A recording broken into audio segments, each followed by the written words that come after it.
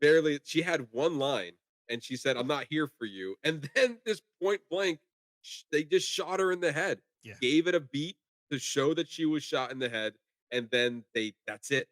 And I don't know, just leaving Black Widow and like her being kind of mind controlled for many years, and then now she's able to kind of live the life that she wants, or at least get an update on what she's been doing this entire time.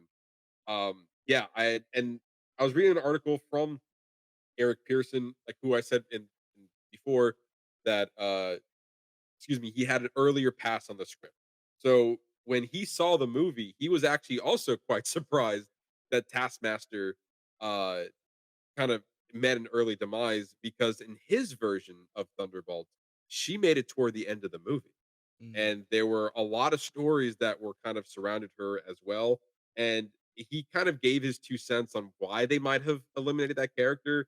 And he doesn't know exactly why, but in his opinion, he said by the end of the movie, he speculates that the reason why she got a cut because her parts were slowing down the film.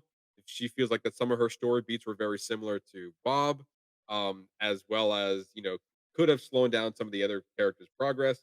And then as far as her, and then also pulling some focus away from the other teams. And then as far as killing her so early, he believes that they just did it out of shock value.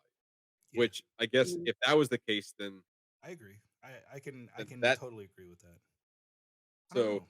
Would you have liked a Taskmaster subplot sprinkled throughout, or do you feel like it would have dragged? Because the movie's already over 2 hours, so you're talking. If you sprinkle that in, you're pushing 220, almost 2.5, maybe. don't think it would have hurt. You're listening to Box Office Bingers with Matt Diaz and Ernesto Santos.